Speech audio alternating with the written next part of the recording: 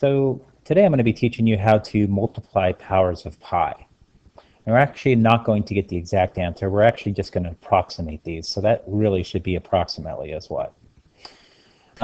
First off, let's remind ourselves that pi to the first is basically pi, and pi we're going to call is very close to 3.1.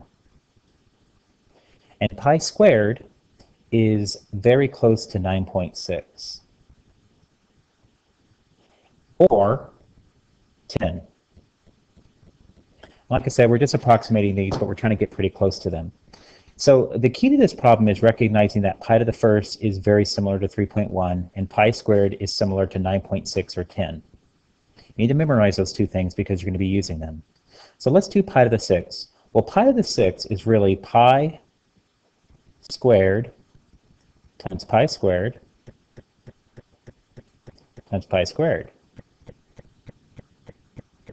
So anytime I do this type of problem, my first pi squared is either 9.6 or 10. I'm going to call it 9.6 so I can be a little bit more accurate.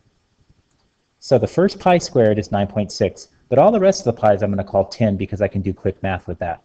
See, if I call the rest of them 9.6, I wouldn't be able to do that math in my head. So the first pi squared I'm going to call 9.6, and all the rest of the pi squareds I'm going to call 10. So I'm basically saying 9.6 times 10 times 10, which is 960. That's a very close approximation of pi to the 6. All right.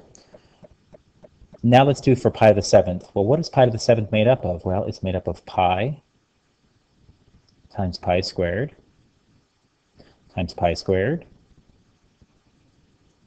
times pi squared, which is approximately equal to pi. We just said pi is going to be about 3.1 times each pi squared. Because I already used the 3.1 here, I'm not going to worry about 9.6 because I don't want to have to multiply 3.1 and 9.6. So I'm going to call the rest of them 10.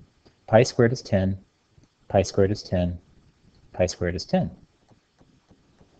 Pi times pi squared times pi squared times pi squared is 3.1 times 10 times 10 times 10. And that, once again, is easy math, 3100. So the key to these types of problems is memorizing that pi is about 3.1 and pi squared is 9.6 or 10. And like I said, the first pi squared you're going to use, I would use 9.6. Makes your job a little bit easier. And sometimes your estimation's off if you don't use 9.6. All right, good luck with that.